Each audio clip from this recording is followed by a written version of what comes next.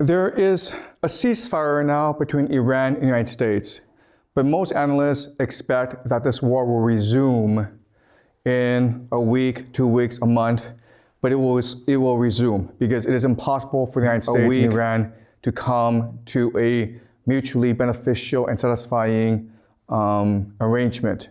So today I want to look at how this war will evolve. And my argument to you today is that this US-Iran war, it's really the first war of the 21st century. And so I want to explain to you how warfare has evolved these past few hundred years. So the simplest way to fight a war is you would destroy a state's capacity to fight by killing as many soldiers as possible, right? You would arrange to fight the enemy on a battlefield. Whoever wins this battle would win the war. And that was how traditionally wars were fought for hundreds of years. When in the 20th century, something happened, which is that the nation state, developed the capacity to have a lot of people, millions of people. And so the state could always replenish its forces on the battlefield. And so now what you had to do was you had to destroy the state's capacity to produce, to manufacture. Okay? And this is really, and so the point is to kill as many civilians as possible. Before you wanted to kill as many soldiers as possible. But in the 20th century war, mainly World War II, you're trying to kill as many civilians as possible. But in the 21st century, it's different because we have nuclear weapons now. And there are too many people. So it is impossible for you to kill everyone. And if you use nuclear weapons, then others will use nuclear weapons on you, okay? So now, in the 21st century, our goal is to use the population against the state, to turn the civilians against the government by sowing as much discord and dissent as possible within society. And you do that through economic sabotage, through economic strangulation, okay? So that's the argument I will make to you today. The first thing I want to look at is, why is it that we have 8 billion people? 8 billion people are living on this planet. And for most of us, we think this is a tremendous achievement. But if you think about it, it's not that nice because there aren't that many resources to share. There's not that much space. In fact, if it were not for fertilizers, we would only be able to support 1 to 2 billion people. So how did we get to a stage where we have 8 billion people in this world, and most of us are not very happy with the state of affairs, okay? And scientists will tell you it's because of the scientific revolution. It's because of this revolutionary technology and understanding that's allowed us to progress. That's not true, okay? The real reason is because of the nation state. And the nation state, it is a revolution in politics that came to us because of the French Revolution. All right, so the main architect of the French Revolution, his name is Jean-Jacques Rousseau. He was not French, he was actually Swiss. But he's important because he developed the theory that underpinned the French Revolution called social contract theory.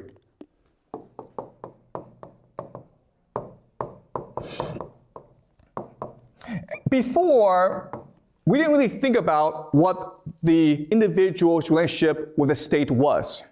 Basically, you were born into a community and you just did what tradition and custom and family asked you to do. But Jean-Jacques Rousseau was the first to say, no, we are born free because God gave us freedom. So why do we choose to surrender our freedom in order to join a community? Okay? And so his theory is that we join society to become more free. So by ourselves, we together, okay, all of us together, we create something called a common will. And think of this as democracy. Democracy is basically the idea that to make a decision, we just vote. And then whatever comes, whichever is the majority wins. So for example, we might debate whether we're going to McDonald's or Pizza Hut, okay? There's 3 of us. If 2 of you say, let's go to Pizza Hut, we go to Pizza Hut. Okay, that's just democracy. For Jean-Jacques Rousseau, this is not a good system because we should strive to be higher than we are. We should strive for total freedom. And that's the idea of the general will, okay? The common will is who we are. The general will is who we could be if we came together as a people, okay?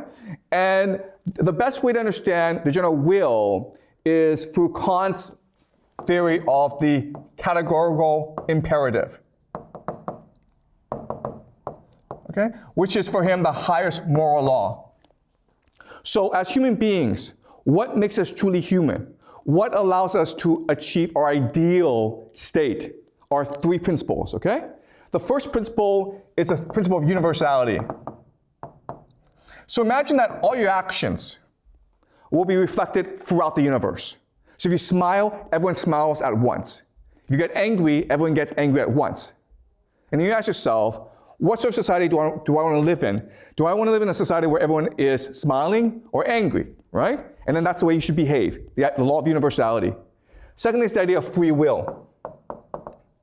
No one can compel you to smile. You must smile out of your own free choice. Even though smiling makes you feel happy, if I make you smile, that goes against the good of humanity, okay? The third is the idea of human as an end. Okay? So I can never sacrifice another human being in order to achieve a better society because we are the ultimate end. Okay? So these together, the categorical imperative is what gives us the theory of the general will. So even though we all vote to eat ice cream, we shouldn't eat ice cream because that's not how we achieve enlightenment. That's not how we achieve the ideal state. Okay? We should think about Kant's categorical imperative. Now what happens is this. From the general will, this is a sovereign, okay? This is the highest law. This is God, basically. And from the sovereign, we achieve the state, the government. And the state makes us into citizens. And then we have laws, culture, education. Okay? So for Jean-Jacques Rousseau, this is the social contract. This is the ideal state. And the French Revolution started because there were many intellectuals, revolutionaries, who wanted to achieve the social contract. But as you can appreciate, there were many who disagreed with this theory, especially monarchs, right? Because the idea here is that the general will, the people, are the sovereign. But in a monarchy, the monarch is what's sovereign. So the sovereign so it's a debate over who's sovereign. And so at this time in history, most nations, most countries in Europe were monarchies. So they saw the French Revolution as a direct threat to them, and that's why they invaded France many, many times. But then something really weird happened. These professional armies who go into France and they're fighting against these citizens, okay? People with no military experience who are not professional soldiers. What's happening was that they were losing to these citizen armies. And the question is, why was this happening? And the reason why is that this theory is so powerful that it makes people willing to fight, to die for this, okay? Right? So what was happening during the French Revolution, these wars, was that you had the monarchies, and these were professional armies. And so these were basically mercenaries. And the thing about mercenaries is they didn't want to die, right? They're collecting a paycheck. Their point is to intimidate. Their point is to scare. It's not to die. But then you have the French Revolution. And they were citizens. And they were willing to fight and die. Okay? And that's why France became the most powerful nation in Europe at this time, because they could call on their citizens to fight and to die. And it was almost unlimited amount of soldiers.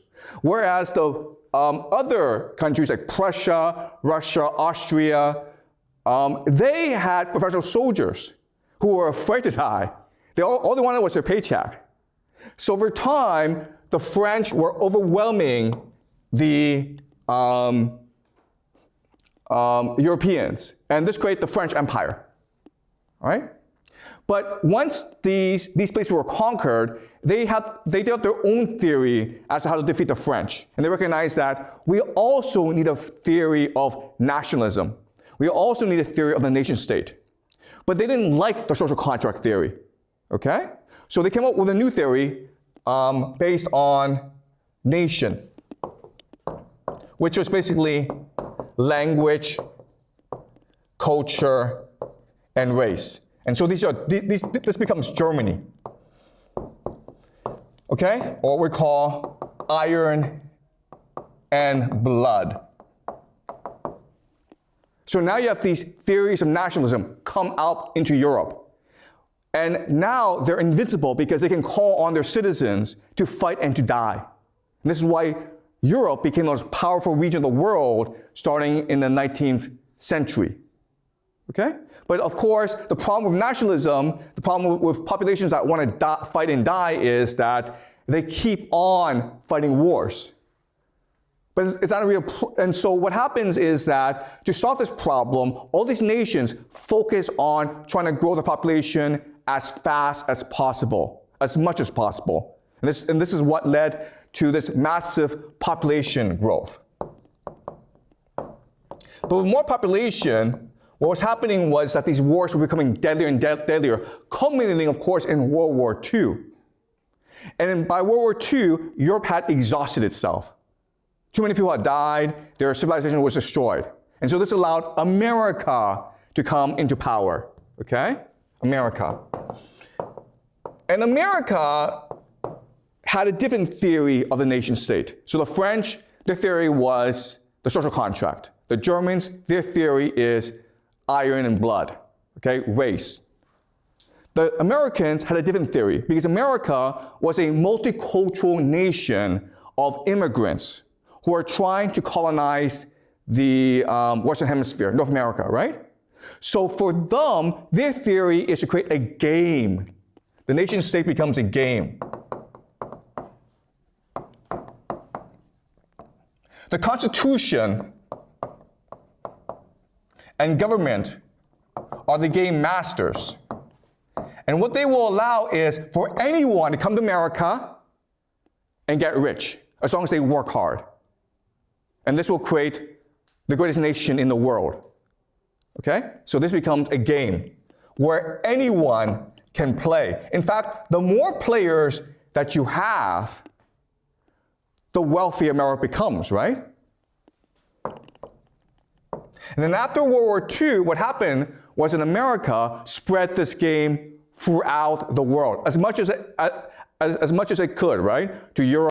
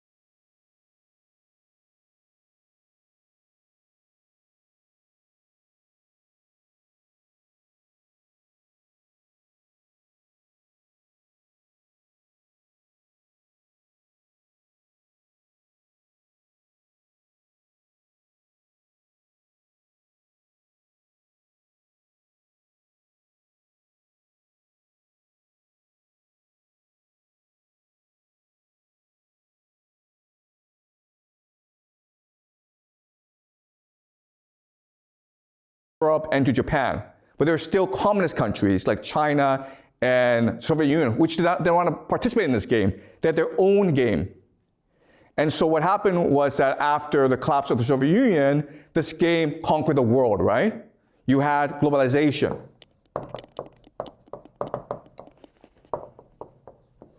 Okay? The problem is this. Once this game keeps on going, eventually what happens is that only a few players achieve all the wealth, right? You have massive inequality. And everyone else falls into debt. Okay? And that's the world that we live in today. America created this game. It was very successful in creating tremendous wealth, and they were trying to have as many players as possible. That's why you had the population boom. But now, only a few people have all the wealth, and everyone else is in debt. In other words, these people are useless, and therefore, we need to reset the game. And the way to reset the game, of course, is to destroy the game in the first place, therefore have World War III, burn everything down, and start the game over again. Okay? And that's why we are in the situation we are in today. Okay, so now what I'm going to do is go over some of the major ideas that allowed for this system to come into being, okay? So first I want to look at the social contract by Jean-Jacques Rousseau. So Ivory, could you do me a favor and read the first passage? Okay, so let me provide some context. This is from his book called The Social Contract, and Jean-Jacques Rousseau is arguing against slavery. And before, it was understood that slavery is a good system because the master is nice to the slave. As long as the master is nice to the slave should be happy. And Jean-Jacques Rousseau says, no, that cannot be true. Under no circumstance can a slave ever be happy, okay? And he explains why. So Ivory, can you read, please? To renounce your liberty is to renounce your status as a man, your rights as a human being, and even your duties as a human being. There can't be any way of compensating someone who gives up everything. Such a renunciation is incompatible with a man's nature. To remove all freedom from his will is to remove all morality from his actions. Finally, an agreement to have absolute authority on one side and unlimited obedience on the other. What an empty and contradictory agreement that would have to be. Isn't it clear that if we are entitled to take anything and everything from a person, we can't be under any obligation to him? And isn't that fact alone, the fact that there is no equivalence, nothing to be exchanged, between the two sides, enough to nullify the agreement? What right can my slave have against me? Everything that he has is mine, his right is mine, and it doesn't make sense to speak my right against myself. Okay, so the argument is this. Our freedom is given to us by God. Our freedom is what connects us to God. So our freedom cannot be surrendered. If we surrender our freedom, if someone takes our freedom away from us, that is surrendering our humanity. That is breaking our connection to God. Therefore, it is better to die than be a slave. And that was their thinking during the French Revolution, right? You had all these citizens. They have absolutely no experience with firearms. But they were running into cannon fire against professional soldiers because they were like, give me liberty or give me death. Because without my liberty, I am nothing. Okay, so this is a really important concept. And then, can you read this below? I am continually astonished that such a simple sign of good government isn't recognized, or perhaps men do recognize it but aren't honest enough to say so. What is the purpose of any political association? The preservation and prosperity of its members. And what is the surest sign of their preservation and prosperity? Their number and their population growth. That's the sign you're looking for. Other things being equal, the unquestionably best government is the one under which the population increases most without external help from naturalizing foreigners or establishing colonies. The government under which the population shrinks is the worst. Over to you, calculators. Count, measure, compare. Okay, this is a really important idea. Okay, so first is liberty is the most important value. And the second idea is a good government, a good society should focus on population growth, on having as many people as possible, because that's the best sign that you're you're thriving as a society, okay? So because of these two ideas, okay, population growth and then liberty, the French will become the greatest empire in Europe at this time. So this is France in the dark green, and they will colonize and conquer everything in the green. And you can see how vast it is, right? So this shows you the power of the nation state based on two ideas. The first idea is liberty is all that matters. Second idea is grow the population as fast as possible. Okay? So of course, what happens, as I mentioned, is that the Germans who are being conquered by the French, they get upset, and their intellectuals come up with a new theory of nationalism. And this is Johann Fichte, who is considered the father of German nationalism. And his argument is that it is language that binds us as humans. Okay? So for Jean-Jacques Rousseau, it's liberty that we should strive for. It's liberty that gives us value as human beings. But for Johann Fichte, it's language. It's language that binds us to the past. It's language that binds us together. It's language that's worth fighting for. It's race, nation, blood. Okay? And this becomes the philosophy of the German state. At this time in history, Germany was divided into many hundreds of different kingdoms. It is Bismarck, Otto von Bismarck of Prussia, who will unify the German people into one Germany, okay? Often called the Second Reich. And so, can you read, Ivory? This is a speech, or his famous Iron and Blood speech. The position of Prussia in Germany will not be determined by its liberalism, but by its power. Prussia must concentrate its strength and hold it for the favorable moment, which has already come and gone several times. Since the treaties of Vienna, our frontiers have been ill-designed for a healthy body politic. Not through speeches and majority decisions will the great questions of the day be decided. That was the great mistake of 1848 and 1849, but by iron and blood. Okay, all right. So the idea here is that, listen, we're a German nation, okay? And as a nation state, as a people, we must protect our freedom by going to war. Okay, it's only through war that we can survive and thrive as a people. But how do you fight wars? Well, you fight wars, and it's really important, by making sure your population is taken care of, okay? So can you read, Ivory? The real grievance of the worker is the insecurity of his existence.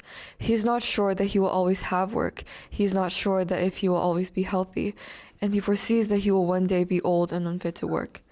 If he falls into poverty, even if only through a prolonged illness, he is then completely helpless, left to his own devices, and society does not currently recognize any real obligation toward him, beyond their usual help for the poor, even if he has been working all the time ever so faithfully and diligently. The usual help for the poor, however, leaves a lot to be desired, especially in large cities, where it is very much worse than in the country. So Bismarck will turn Germany into the most powerful nation in the world by recognizing that it's not just soldiers who contribute to the war effort, it's also your people as well, because it's your people who make the machines of war, the machine guns, the artillery, the munitions. And therefore, you have to make sure they are healthy. You don't want to send sick soldiers to the battlefield, right? You don't want sick workers as well. That's why he passed a lot of progressive worker reforms, including health insurance, accidental insurance, old age pension, workers' protection, children protection, okay? It is because he recognizes that a nation state is first and foremost about making warriors. And if you want to win, you have to make sure you have as many people as possible and everyone is contributing to the war effort. And to do that, you need to make sure that everyone is taken care of, including your soldiers, including your workers. Okay? And it was Mussolini who basically understood that the real purpose of a nation state is to fight wars. In fact, it is wars that give people meaning in their lives. If you have a war, if you create a nation state around war, you create a mythology around the beauty of war, then people will happily fight and die. Okay? Can you read the speech? We have created our myth. The myth is a faith, a passion. It is not necessary for it to be a reality. It is a reality in the sense that it is a stimulus, is hope, is faith, is courage. Our myth is the nation. Our myth is the greatness of the nation.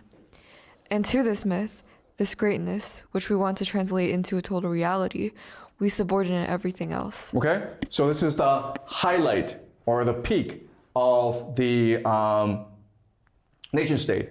And so during World War II, they had to fight a war to destroy the entire society because the soldiers were not a mercenary army like they were in the past before. The soldiers were coming from the population themselves. So in World War II, the Allies won not because they were democratic or morally superior or had better strategy. It was because they could destroy the productive capacity of their enemies, but their enemies could not destroy the productive capacity of their nation states. Does that make sense? So America, their factories were fine. Soviet Union, their factories were removed into Siberia, far away from the Germans. The Germans and the Japanese could be firebombed, okay?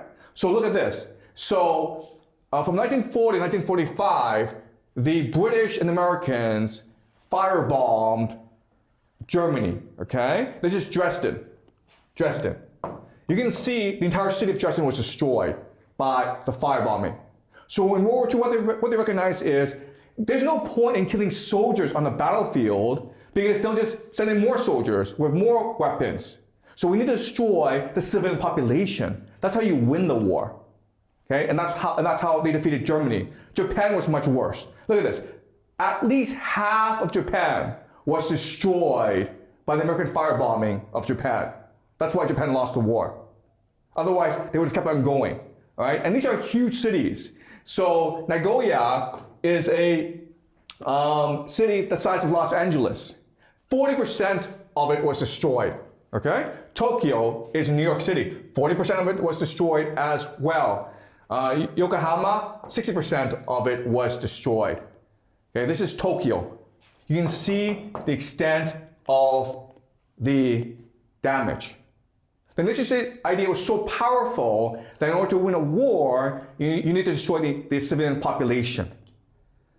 Okay? So, as you can see, because of the rise of the nation state, we have to kill more and more people in order to fight wars. So this is World War II, and at least 20 to 30 million people were killed. Okay? And depending on how you calculate, probably a lot more than that died. But what's interesting is that even though World War II was a calamity, even though tens of millions have died, look at the population growth. It never stopped. Okay? So for most of history of human history, population growth was steady.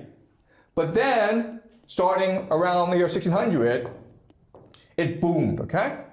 And again, scientists will tell you this coincided with the rise of science and technology. But we've always had science and technology. What made this different was the rise of the nation state and the recognition that to fight wars, you need more people who want to kill themselves for the nation. And to get them to do that, you have to treat them well as well. Okay? And so the nation state wanted science and technology to grow the population. That's why we had medicine and sanitation. Okay? These innovations happen because the nation state willed these things to happen. All right. Now, as I mentioned, after World War II, and after all the travesty and destruction of World War II, the world got together and said, okay, America, you're in charge now, and let's build a world in which we don't have to fight and kill each other anymore. And so America created this game, right, called capitalism, consumer capitalism, in which we live in today. And this system is unique in human history, and for most of this history was extremely successful. It grew the population from about 2 billion to about 8 billion today. It made a lot of people more wealthy. Think of the tremendous wealth that China has generated in the past 30, 40 years because of its participation in consumer capitalism. But unfortunately, we've now reached a point where the system is off balance. It's unstable, it's unsustainable. So now we're going back to war. But unfortunately, because there's too many people, this means that when we go back to war, at least 50% of humanity will die off in World War III, okay? So this is the war in Ukraine. And already millions of people are dying in this war. But if you look at the war in Ukraine, it's essentially a 19th century war, okay? It's almost like World War I. I know World War I happened in the 20th century, but it's really a 19th century war where you are trying to kill as many soldiers as possible, okay? And that's what's happening in Ukraine. What I will show you is that Iran will be the first 21st century war. So America in round one tried to use shock and awe. Shock and awe is basically you decapitate the leadership, okay? You destroy the military, okay? And you destroy production. Right? That's the idea of shock and awe. I come in, I kill your leadership, I kill your military, I kill your war factories. And you do it as soon as possible. But this is not working against Iran because they prepared this war for 20 years, so it's decentralized, okay? So you've killed their leaders, but they don't care because they have new leaders come into place. Their military is hidden, okay?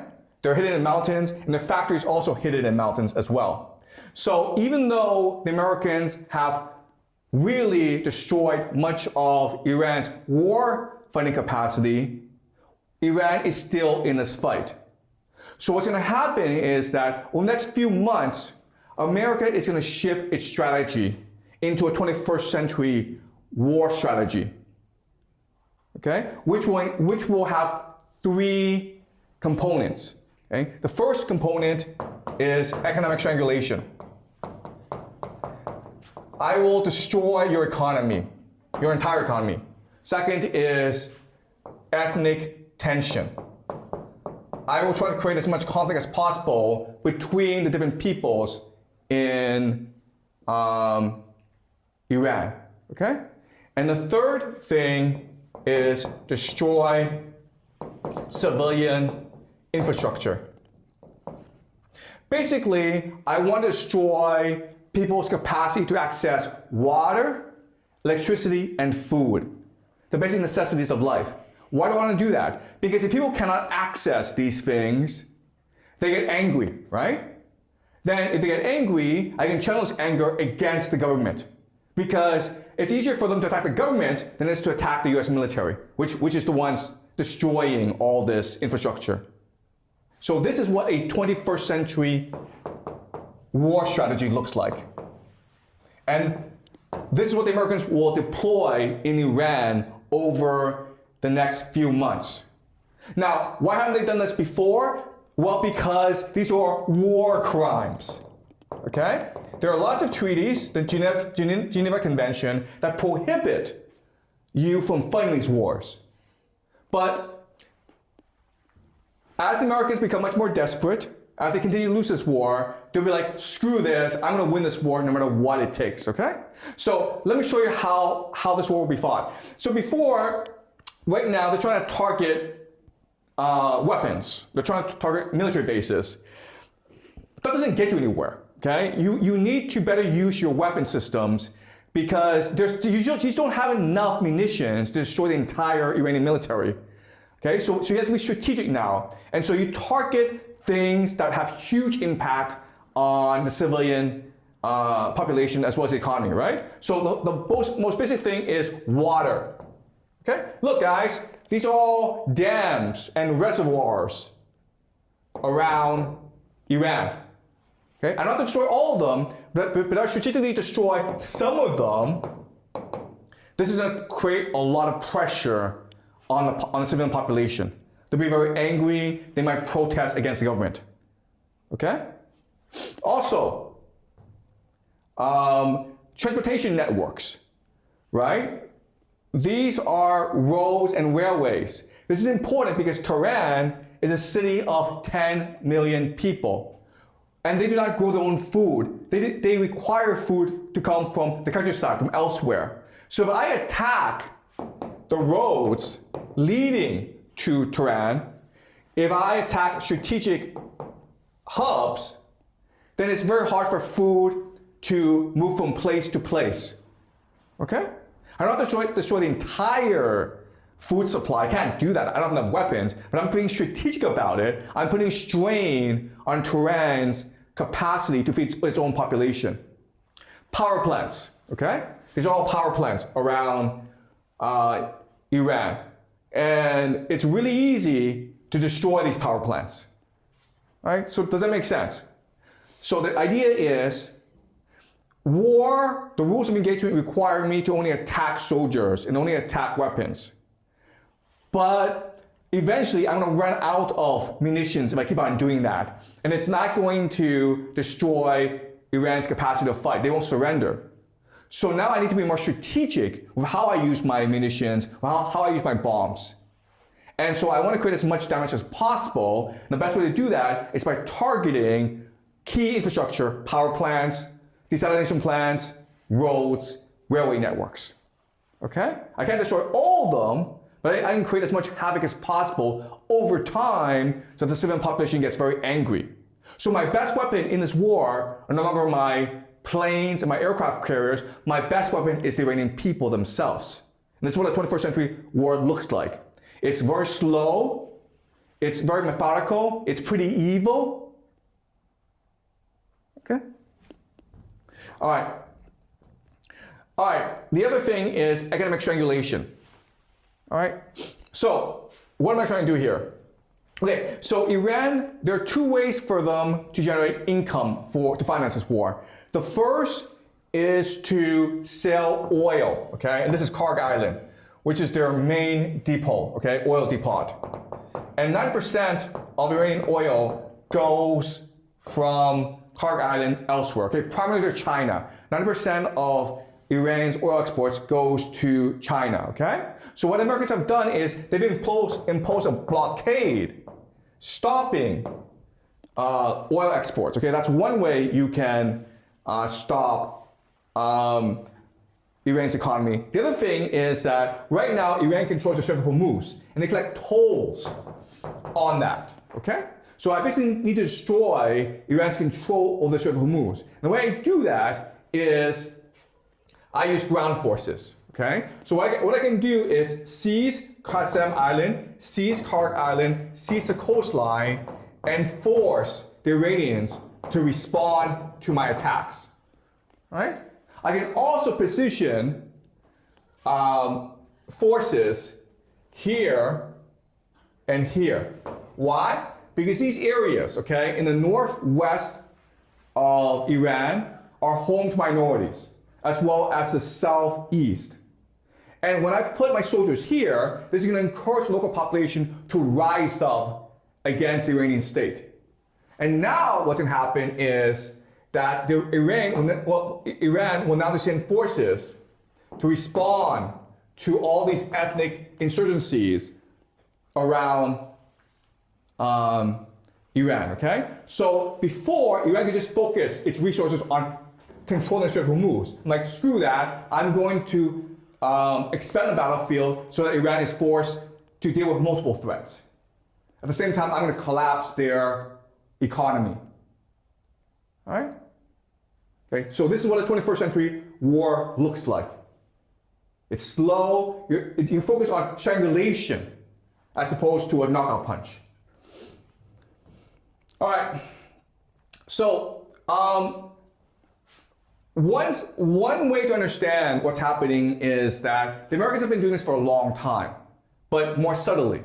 All right. So in 2012, the Iranian president named Ahmadinejad, he accused the Americans of conducting weather warfare against Iran, mainly by creating droughts in Iran.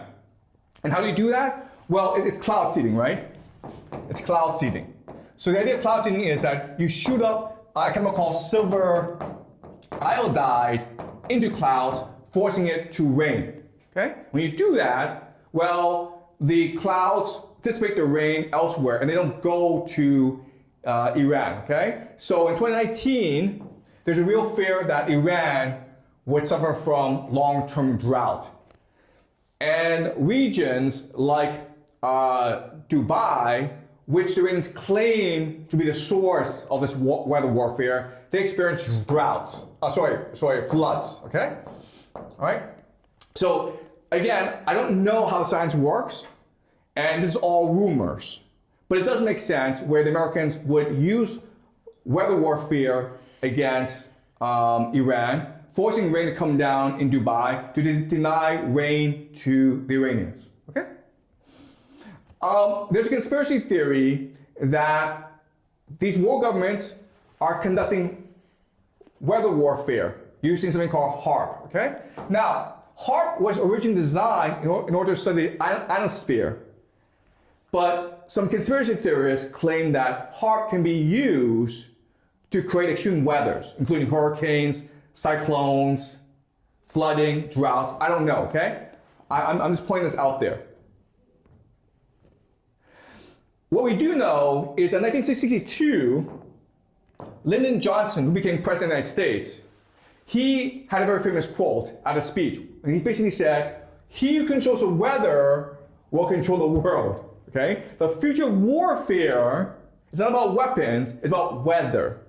So it's not about how many weapons you make, it's about how well you can control the weather. Because you think about it, if you can create a drought in a country, that country will be destroyed.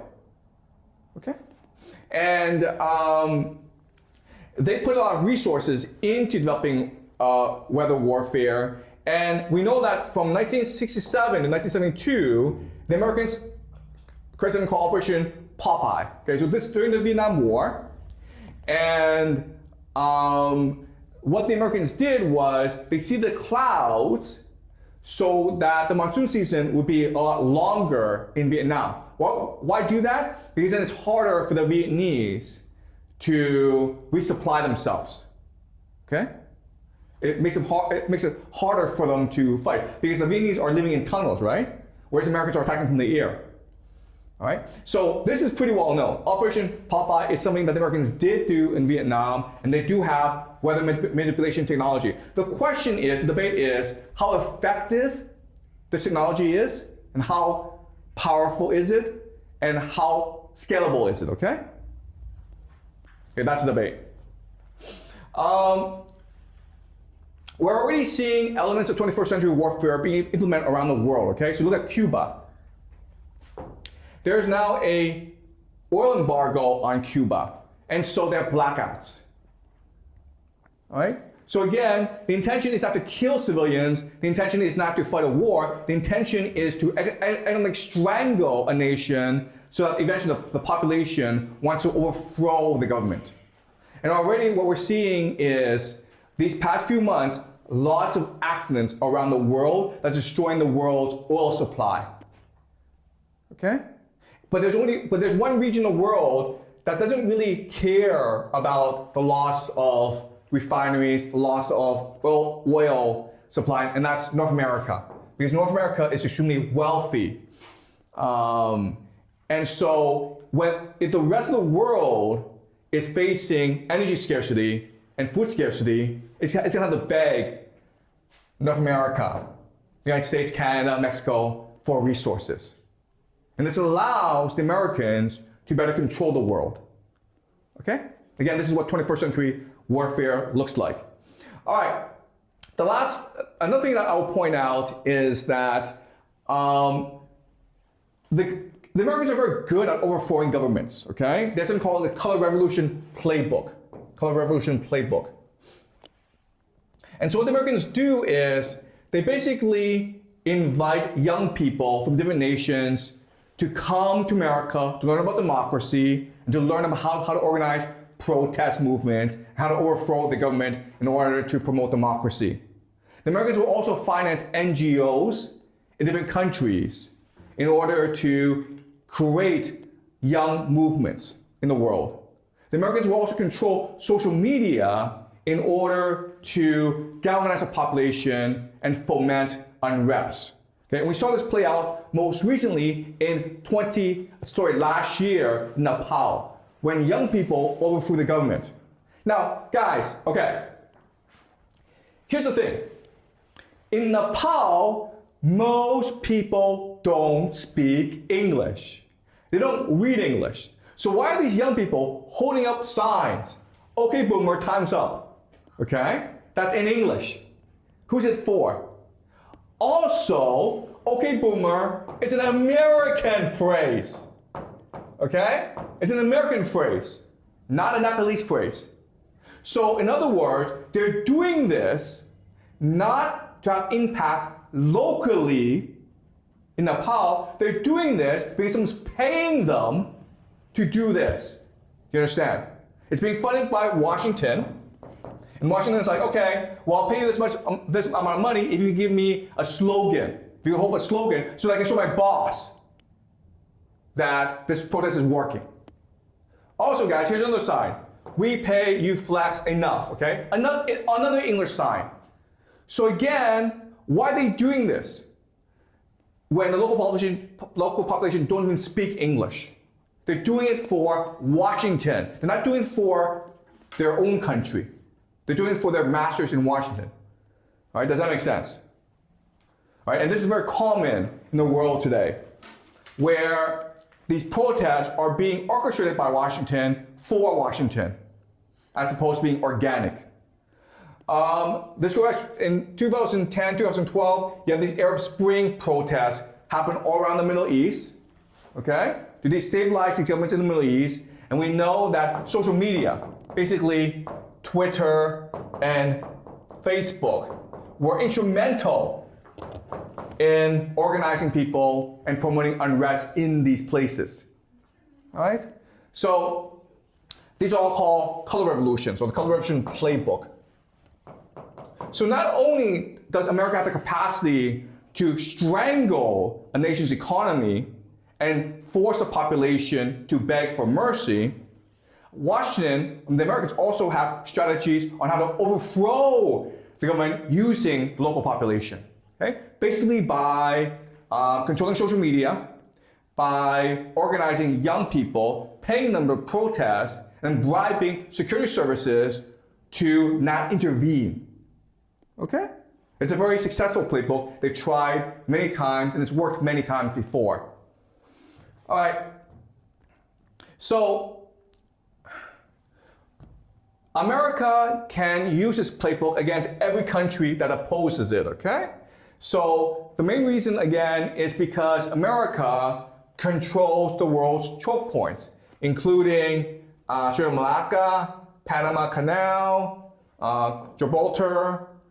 These are the major choke points. Even though the Iranians control the Strait of Hormuz, the Americans can have aircraft carriers in the Indian Ocean and blockade the Iranians. Okay? This is important because a lot of people believe that what America really wants to do is destroy China. And unfortunately right now, a lot of the Chinese economy depends on exports, meaning trade. If you can't export, your economy can suffer a great deal. When your economy suffers a great deal, you lose GDP, you have unemployment, and it's possible that you have protests happening in China because of the collapse of the economy. Okay? So that is what a 21st century war looks like. Okay? You don't send troops, you don't destroy. What you do is you strangle a people to death and force the people to rise up against the nation state. Okay? And so the concluding message is this. Ultimately, to fight a 21st century warfare, okay?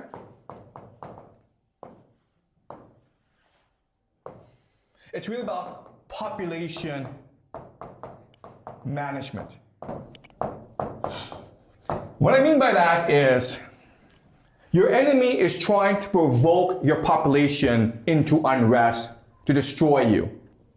So you have to respond by managing your population better, okay? And that can often mean culling your population. Culling your population just means killing them. Okay? Killing them can mean you deny them food. You create famine. Okay? It could mean you spread diseases. It could mean you actually do go and shoot them. Okay? And this forces you to use artificial intelligence, AI surveillance state.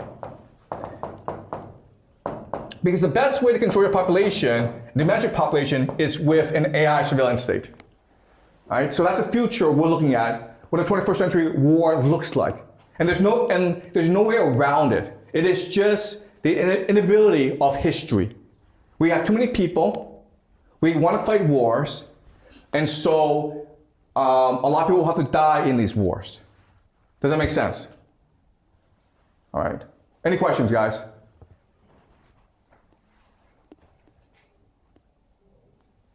Any questions? Yeah. Sorry, could you give the microphone to Alan? I just have one small question about the 20th century war. Like, if a country has been attacked by this strategy, how can it respond? Like, how can Iran it responds to American strategy right now? Okay, that's a great question. Okay. Look, the reality is that when the Americans do this, okay, when they do three things, right? They destroy your economy, when they destroy your infrastructure, and when they divide and conquer. According to game theory, there's only one response, okay? There's only one proper response to this, and this idea of eschatology.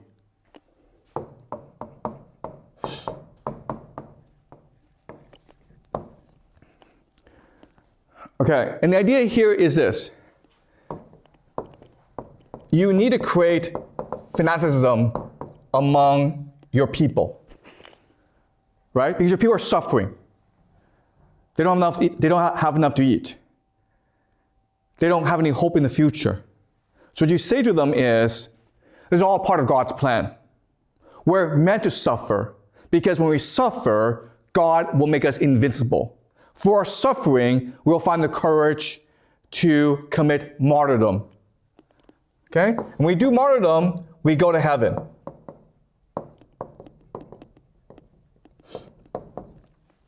All right.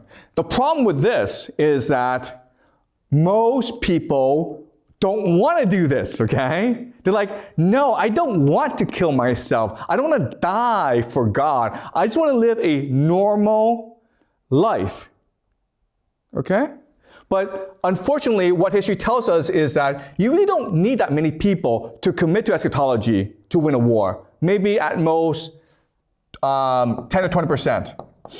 If 10 to 20% of your population commit to this eschatology, then you will survive. Okay? And we have an example of this. We have an example of this is the Iran-Iraq war. Which is what happened in the 1980s, okay? An 8-year war between Iran and Iraq. All right, and guys, it was a crazy war. These Iraqis were supported by both the Americans and the Soviet Union. They had tanks, they had helicopters, they had a professional army. The Iranians in the 1980s didn't have an army. They didn't have tanks, they didn't have helicopters. So what they said to Iranian people is, the greatest glory is to be a martyr. The greatest glory is to die for your nation and for God. So these young people went into the battle with just a rifle. Okay? Guy, like imagine this, okay? You have this young guy, 16 years old, he's running into battle against a tank and a helicopter, and he's screaming at them, I will kill you! And most of them got blown up, but some of them got through, and they threw a grenade into the tank. Okay? Now you think about this, and you're like, oh my God, that's crazy. But first of all, it galvanized the Iranian population into resisting. And eventually, they turned the tide of the war so that they were actually winning the war. And it was only because the Americans started to use chemical weapons against them that the Iranians were forced back, okay? But if left alone, the Iranians would have defeated the Iraqis. So think about that, how it galvanized the population into resistance. The other thing is that it scared the living hell out of the Iraqis, okay? You have a tank, right? The guy's come at you with a rifle and a grenade. He's not afraid of you. His fearlessness makes you afraid. Okay? So even though, yes, in 21st century warfare, okay, it seems invincible, but eschatology is the counter to this approach. And that's why we should see, over the next few years, a huge surge in eschatology and religious extremism throughout the world. Because it's really the only counter to this type of warfare. Does that make sense? Okay, great question. Any more questions, guys? Okay, great. So there's no class on Thursday and next Tuesday, but we'll come back next Thursday and we'll continue this, okay? All right. We have 7 more classes left in the semester. And what I want to do in these last 7 classes is look at the game theory of World War III. Okay? So what I want to do in this class is just introduce the chessboard or the players and how the game will be played over the next 5 to 10 years. So the 2 major players in World War III are the United States and Russia. And right now, they are fighting a proxy war in the Middle East between Israel and Iran, where the United States obviously supports Israel, Russia supports Iran. And what's going to happen is that this war in the Middle East, it's going to spread out and it will engulf the entire world. Okay? So what I want to do today is look at the individual players, USA, Israel, Iran, and Russia, and explain to you who they are and how they will play this game. And once we understand their strategy, then it's going to be pretty easy for us to make certain predictions about how they will behave. So that's the first thing that I want to point out. The other thing that I'll point out is that there's a lot of people who believe that peace can be achieved, that this war is a temporary thing, and that once Donald Trump leaves office, once the United States divorces Israel, then peace will come to the world. And that's not true. Because on one hand, what's driving this World War III is a conflict between these 4 nations. But on the other hand, the other force that's driving this conflict is the internal tensions within these countries. So before, we looked at the idea of elite overproduction. And so the idea is that the elite are parasites. that collect rent from the people. And so whoever who's in the elite can exploit other people. So there's competition to join the elite. And when you have too many people who are trying to join the elite, this creates internal conflict. And this is what's happening throughout the world today. So World War III, it's not just being driven by the disparities between these four nations. It's really being driven by internal politics within these countries. Okay? So let me put this in a very simple way. Right now, the people who run the world are transnational capital. Okay? And a very simple way of saying this is that if you're a rich person in Russia, you're incentivized to work with rich people in Iran, Israel, and the United States. And as a result, for the longest time, we've been able to achieve global peace and prosperity. But because they only get richer and richer, more powerful, this causes resentment among other elite forces in these countries. And so there are three major forces that oppose transnational capital within these four countries, okay? So let's just list them. The first is, of course, nationalism. Right? There are people like Donald Trump and Vladimir Putin who believe that it's important to put their nation first, that globalism is hurting their own people and their own nation. Okay, that's one force that opposes transnational capital.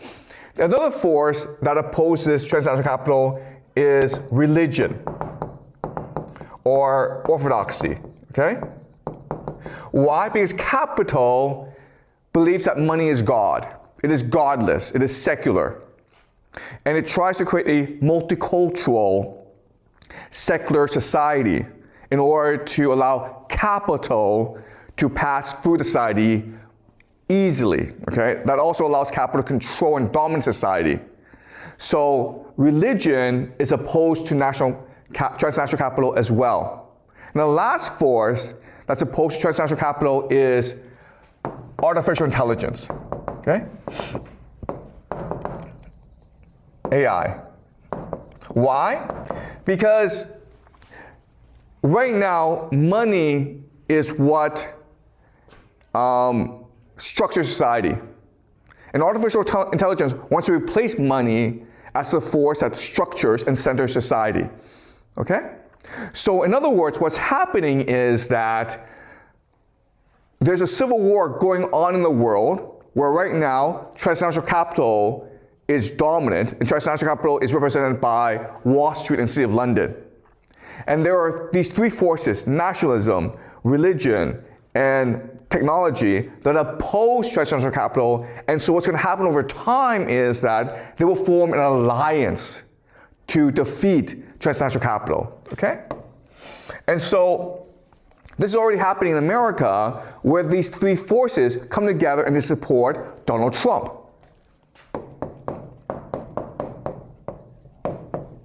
And so what drives a lot of Donald Trump's policies is to help his alliance ultimately defeat transnational capital. Okay? It's something that we'll discuss for the rest of the semester. So another thing that I'll point out is this. Okay, internally, there is this civil war going on, but externally as well, there are forces that drive these nations to war. And this is basically environmental collapse.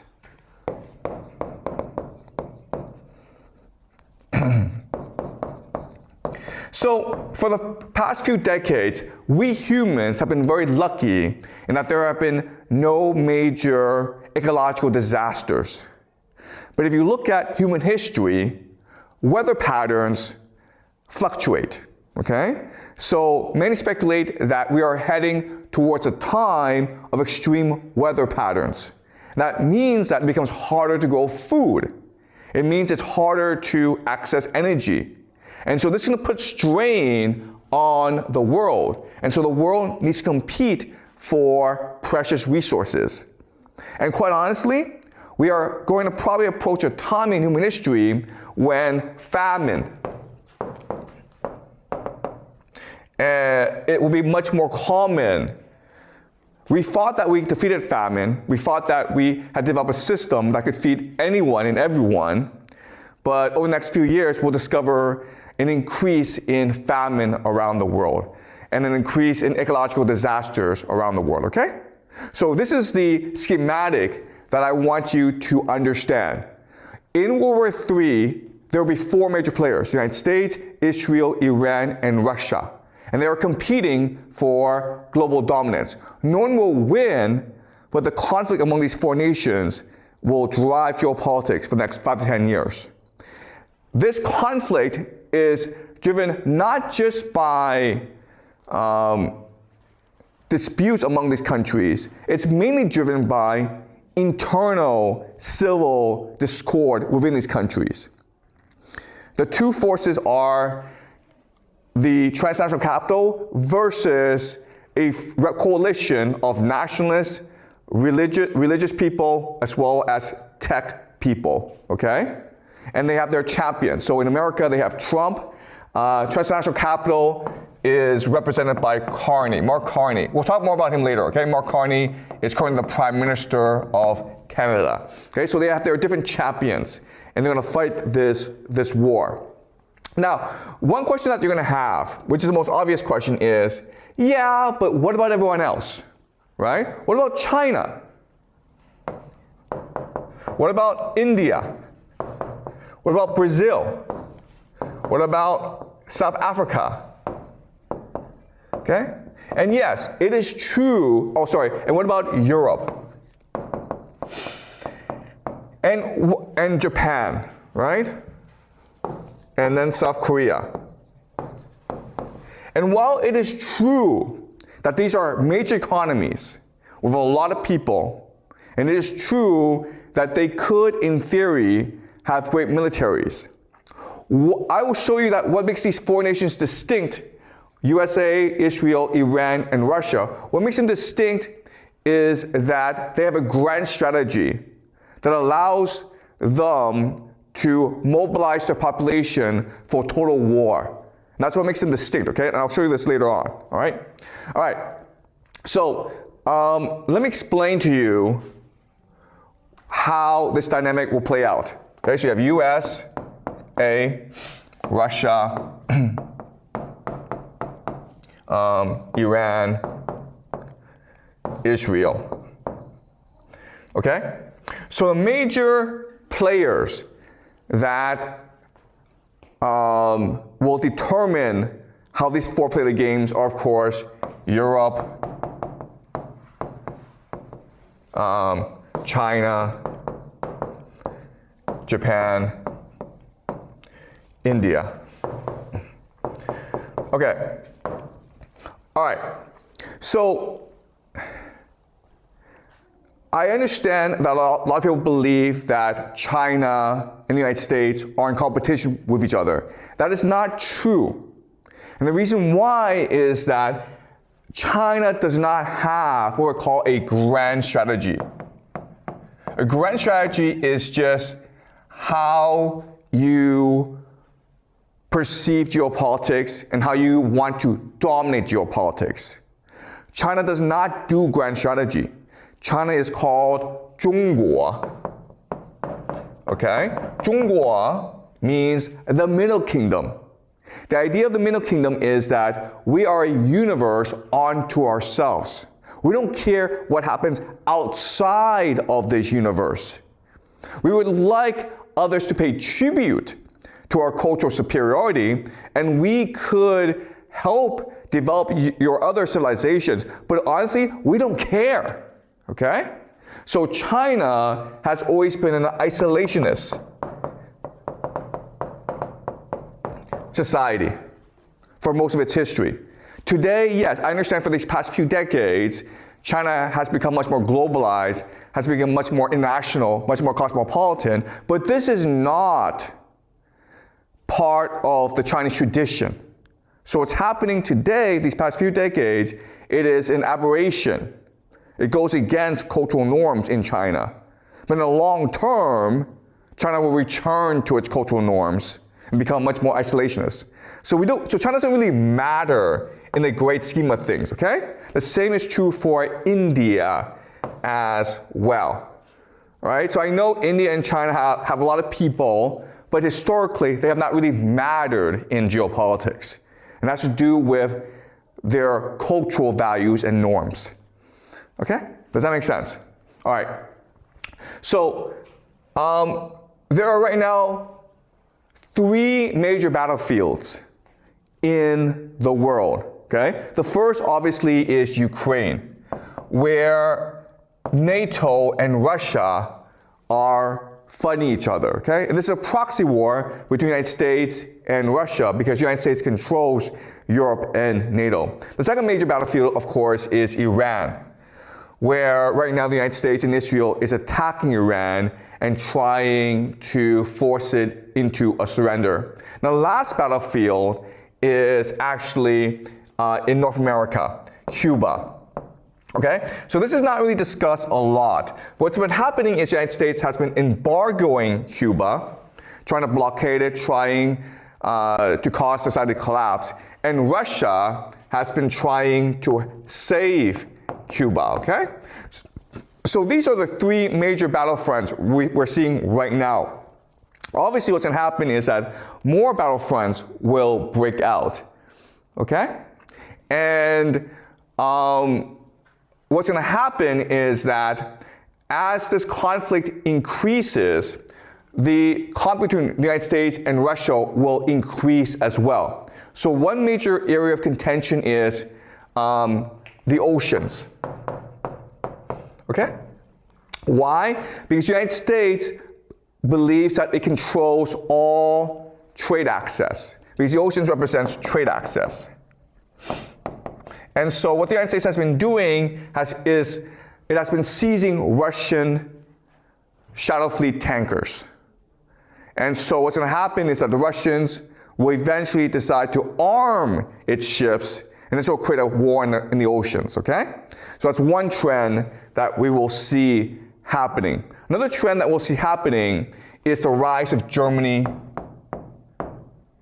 and Japan, okay? Hey, why? Well, historically, the most powerful nation in Europe has been Germany. Historically, the most powerful nation in East Asia has been Japan. The United States defeated both in World War II. But now that the United States is at war with Russia, it needs proxies, it needs allies to counter both the threat of Russia as well as China. So it makes sense that what the United States is going to do is it's going to arm Israel to counter Iran, it's going to arm Germany to counter Russia, and it's going to arm Japan to counter China. Okay? And what's going to happen now is that you have in this conflict, you have other players emerge that will take advantage of these conflicts to amass more power for themselves. So think about North Korea in East Asia, okay? Because North Korea, it's a military society, and it can threaten South Korea, Japan, and China, okay? Then in Europe, you have Poland. In the Middle East, you have Turkey. Okay? So these nations are going to try to navigate all this chaos in order to amass more power for themselves. So in other words, what's going to happen is complete chaos in World War III. Okay? And it's something that we'll discuss more concretely for the rest of the semester. All right? So now what I'm going to do now is explain to you the grand strategy of the United States, Russia, Iran, and Israel. because these are only the 4 major players for the first 5 years. Other players will come in later on, but for now, these are the 4 major players, okay? And once you understand the grand strategy, all these 4 countries, then it's gonna be pretty easy for us to predict how they will behave as this war progresses. All right, okay. So for each country, I want you to imagine each country as a chess set, okay? So this is a chess set. And I want to show you how each player behaves using this chess set as a template, as a frame of reference, okay? So the king is the political system.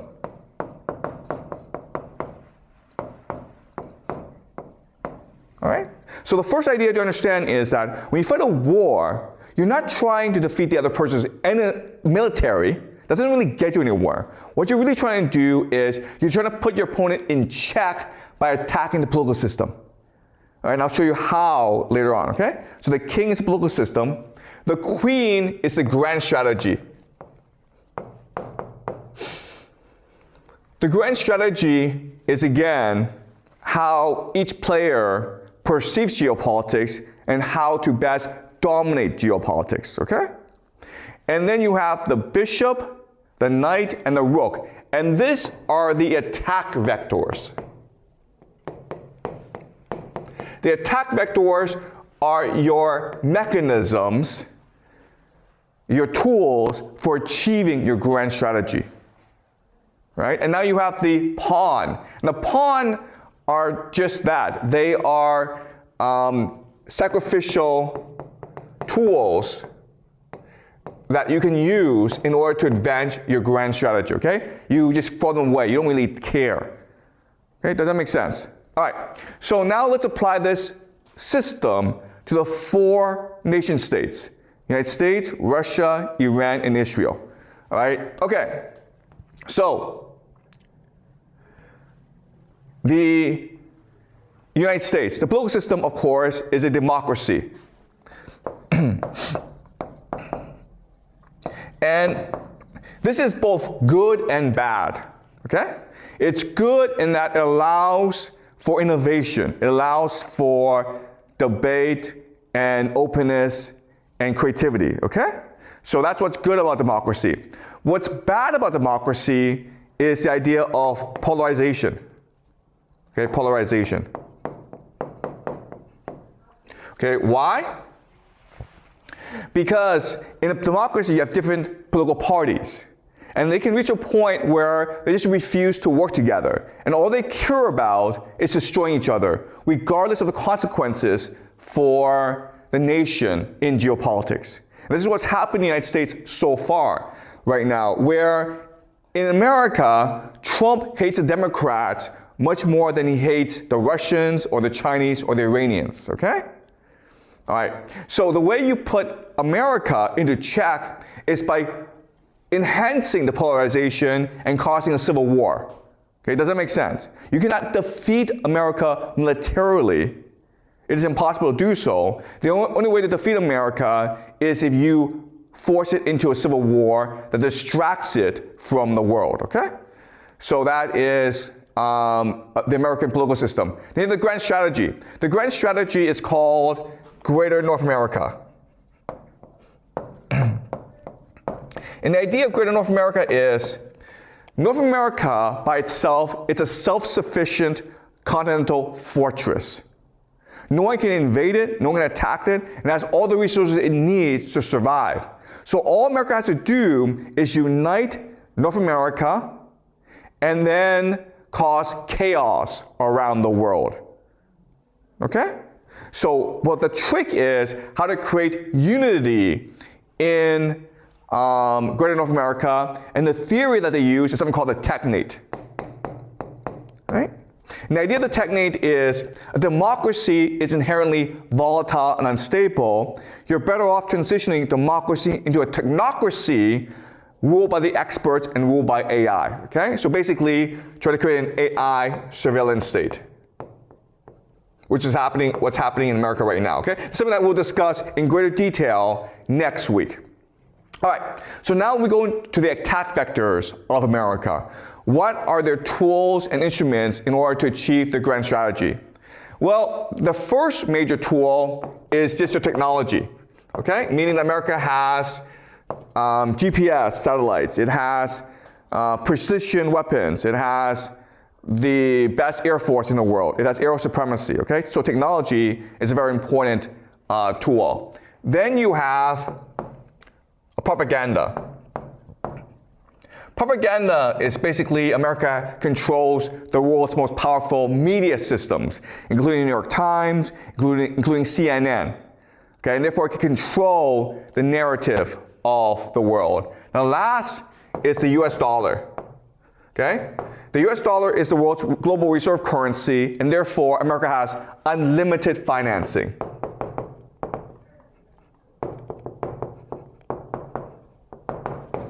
All right? So as you can see, America is a very powerful empire. Now we go to the pawns, okay? The sacrificial tools.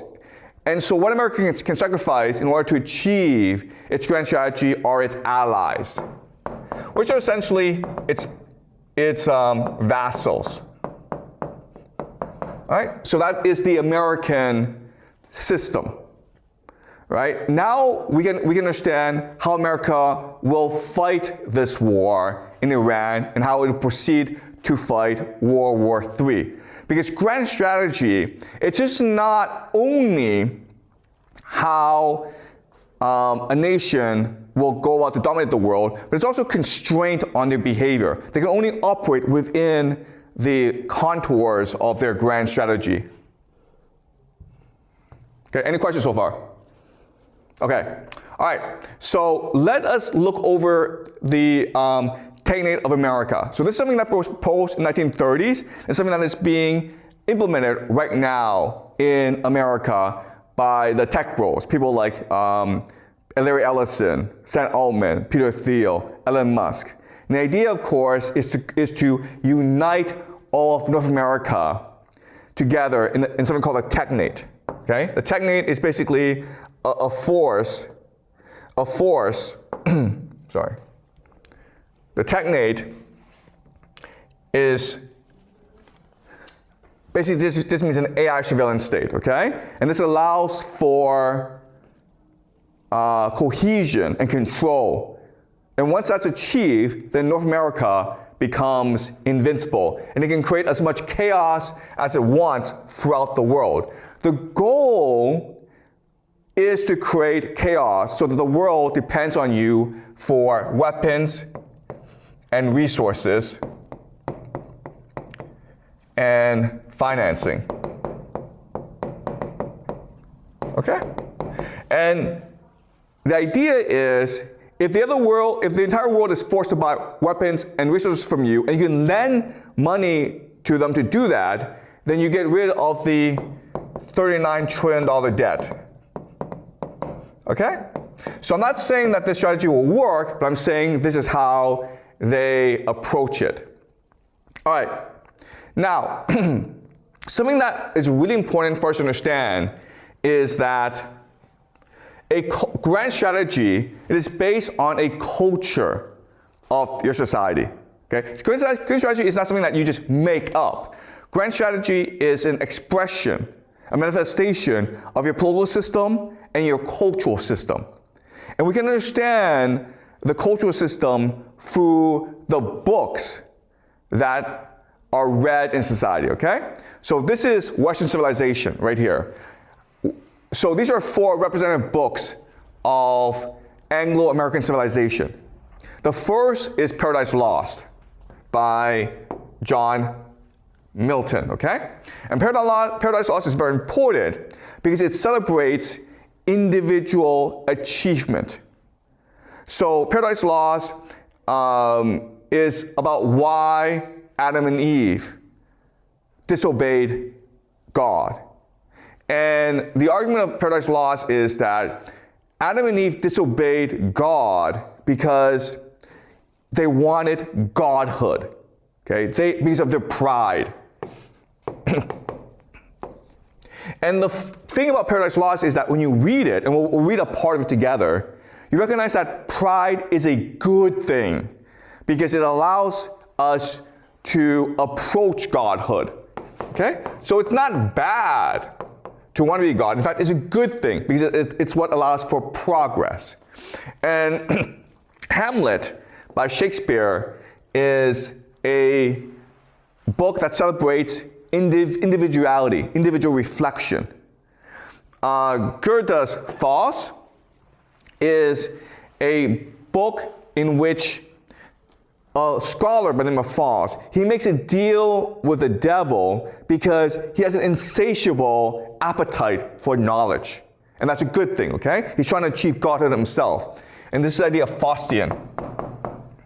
So Western civilization, especially Anglo-American civilization, is fundamentally Faustian. It's always about achievement.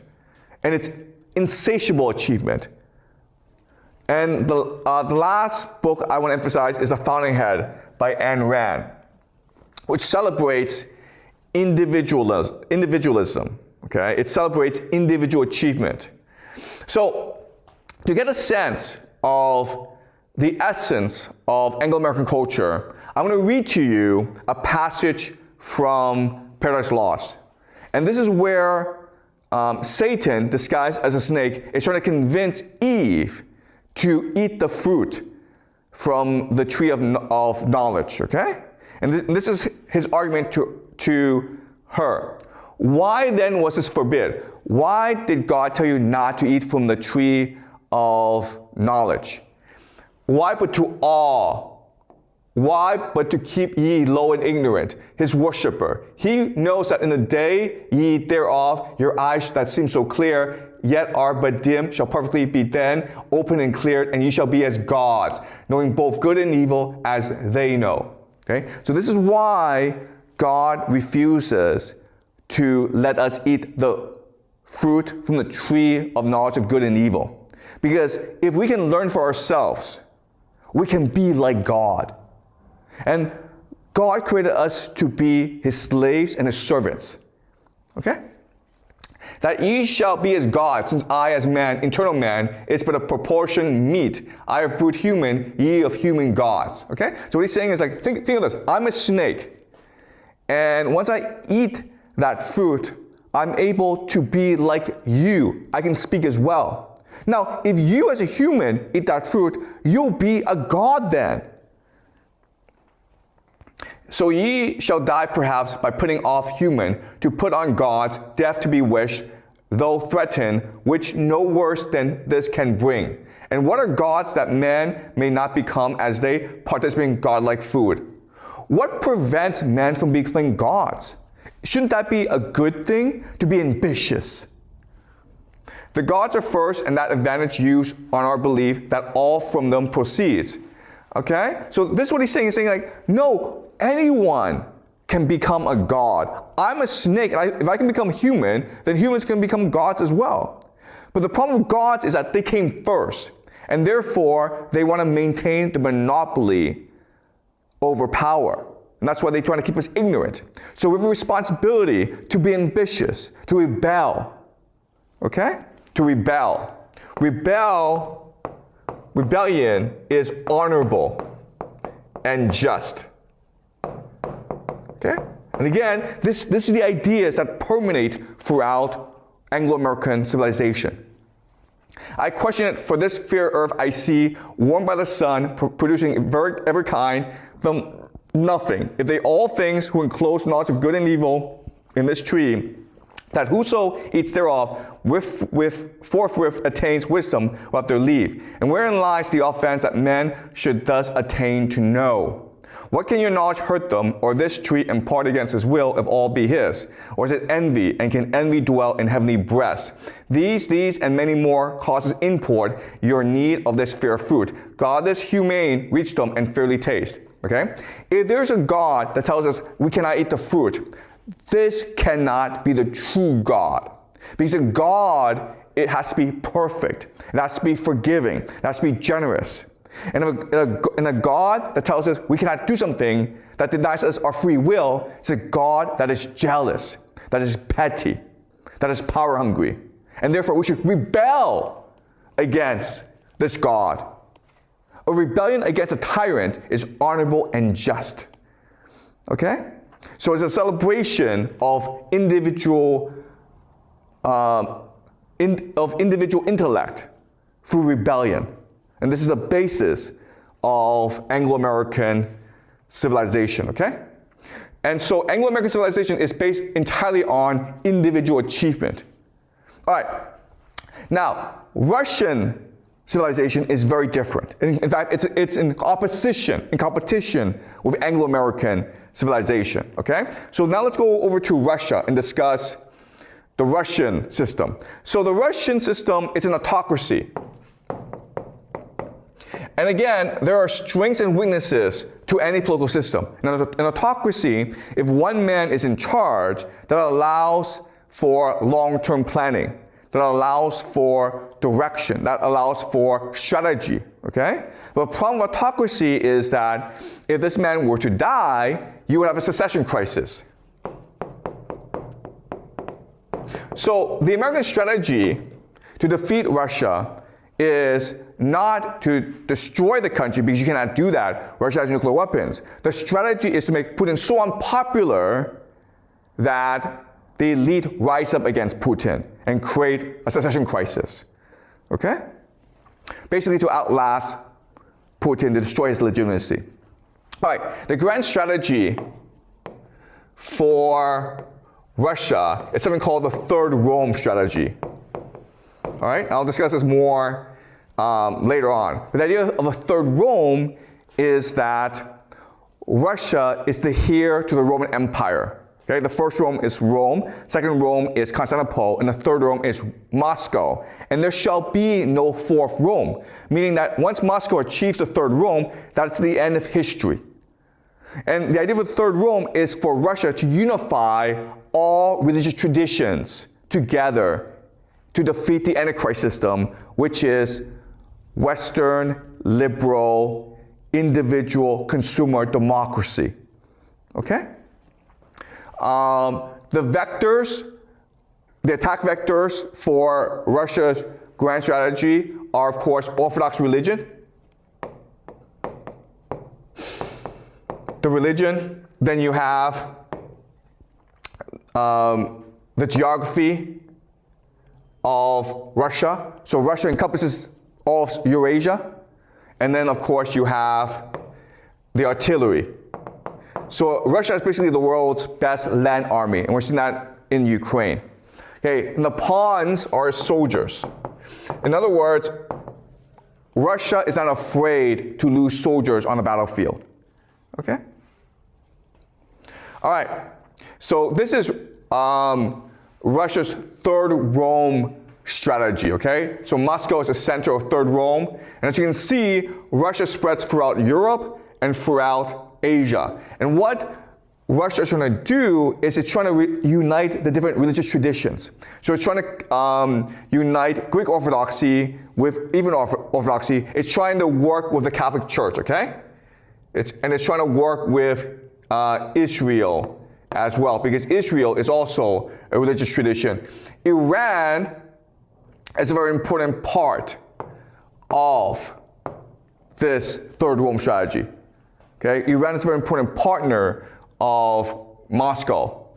And in the future, India could also be a partner as well, because India is Hindu, okay? But the great enemy, the enemy that must be destroyed, is the Anglo-American Empire, so the UK and North America. And the idea is to cause them to go into civil war. And the theory is that because the Anglo-American Empire is so focused on individual achievement, you can actually force them into a civil war by exploiting the selfishness, the egotism of the people, okay? Basically the material greed of their people. So what underpins Moscow's Third Rome strategy are certain texts. Okay? So you have Virgil's Aeneid, which focuses on the importance of duty, okay? Duty. Then you have St. Augustine's Confessions. And